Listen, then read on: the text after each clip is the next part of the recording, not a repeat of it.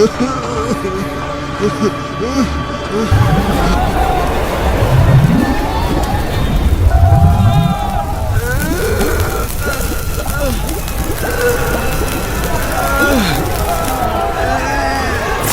तबारक व तआला के नाम से शुरू, जो बड़ा मेहरबान और निहायत रहम करने वाला है। नाज़रीन मोहतरम, बुखारी शरीफ में मरवी है कि बेशक जन्नत में एक दरवाज़ा है जिसको रैयान कहा जाता है।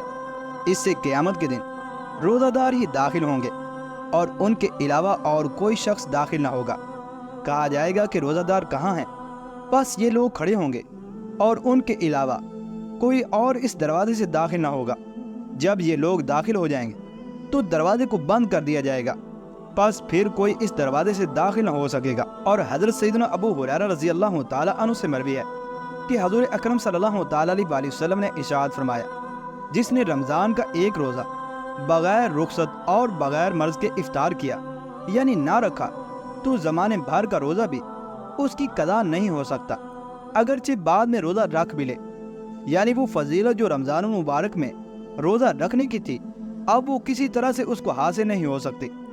और जो लोग रोज़ा रख कर बग़ैर किसी सही मजबूरी के तोड़ डालते हैं, तो वो अल्लाह अज़्ज़ वजल के कहर व गज़ब से खूब डरे। चुनांचे हज़रत सैयदना अबू उमामा बाहली रज़ी अल्लाह तआला अन्हु फरमाते हैं कि मैंने हज़ूर अकरम सल्लल्लाहु तआला अलैहि वसल्लम को ये फरमाते हुए सुना कि मैं सोया हुआ था तो ख्वाब में दो शख्स मेरे पास आए और मुझे एक दुश्वार गुजार पहाड़ पर ले गए। जब मैं पहाड़ के दरमियानी हिस्से पर पहुंचा तो वहाँ बड़ी सख्त आवाज़ें आ रही थी। मैंने कहा ये कैसी आवाज़ें हैं?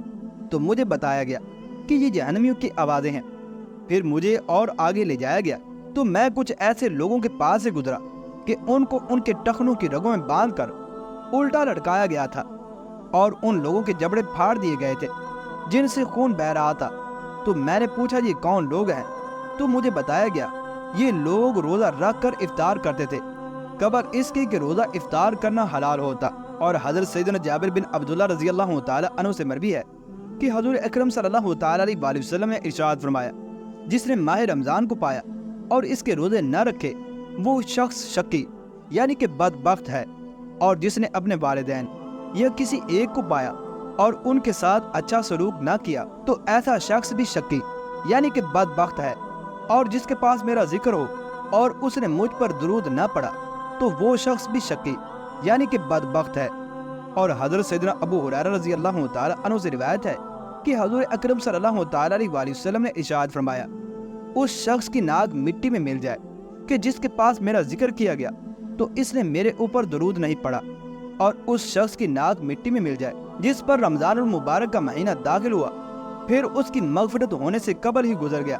नाज़रीन मोहतरम, ये बात याद रखें कि रोज़े की अगरचे ज़ाहिरी शर्त यही है कि रोज़ादार कसदन खाने पीने और जिमा से बाज रहे, ताहम रोज़े के कुछ बातनी आदाब भी हैं कि जिनका जानना ज़रूरी है ताकि हकीकी मायनों में हम रोज़े की बरकतें हासिल कर सकें और रोज़ा ना रखने के आदाब से महफूज रहें। चुनांचे रोज़े के 3 दर्जे हैं, एक आवाम का रोज़ा है और एक ख़ास लोगों का रोज़ा होता है और एक अखसुल अखवास का रोज़ा होता है।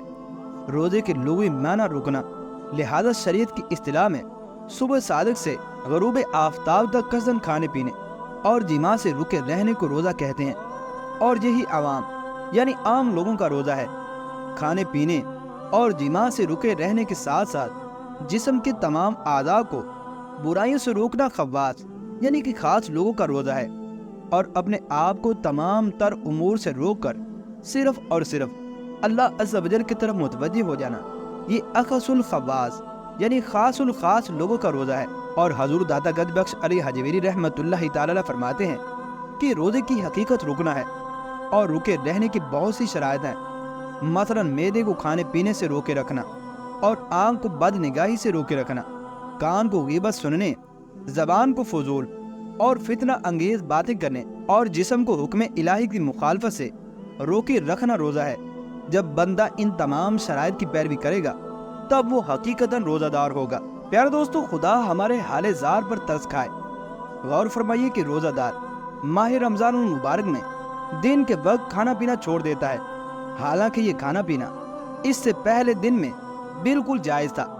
अब खुद ही सोच लीजिए कि जो चीज़ें रमज़ान शरीफ से पहले हलाल थीं وہ بھی جب اس مبارک مہینے کے مقدس دنوں میں منع کر دی گئیں تو جو چیزیں رمضان المبارک سے پہلے بھی حرام تھی، مثلاً جھوٹ، غیبت، چغلی، بدگمانی، گالم گلوچ، فلمیں دیکھنا، گانے سننا، داڑھی منڈانا اور والدین کو ستانا اور لوگوں کا دل دکھانا وغیرہ، وہ رمضان المبارک میں کیوں نہ اور بھی زیادہ حرام ہو جائیں گی۔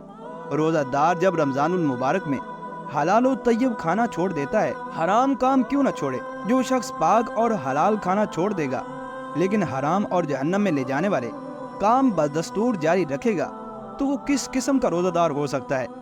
چنانچہ حضور اکرم صلی اللہ تعالیٰ علیہ وسلم نے ارشاد فرمایا، جو بری بات کہنا اور اس پر عمل کرنا نہ چھوڑے تو اللہ عز و جل کو اس کی حاجت نہیں کہ اس نے کھانا پینا چھوڑ دیا ہے یا پھر نہیں چھوڑا۔ حضرت ملا علی قاری رحمۃ اللہ تعالیٰ فرماتے ہیں کہ بری بات سے مراد ہر ناجائز گفتگو ہے، جیسے بہتان، جھوٹ، غیبت، تہمت، گالی اور لعن طعن وغیرہ، جن سے بچنا ضروری ہے۔ اور ایک اور مقام پر حضور اکرم صلی اللہ تعالیٰ علیہ وسلم نے ارشاد فرمایا، صرف کھانے پینے سے بعد رہنے کا نام روزہ ہرگز نہیں، بلکہ روزہ تو یہ ہے کہ لغو اور بیہودہ باتوں، یعنی وہ باتیں جس کی کرنے میں معاصی یعنی نافرمانی کا اندیشہ ہو، اس سے بچا جائے، اس کو روزہ کہتے ہیں۔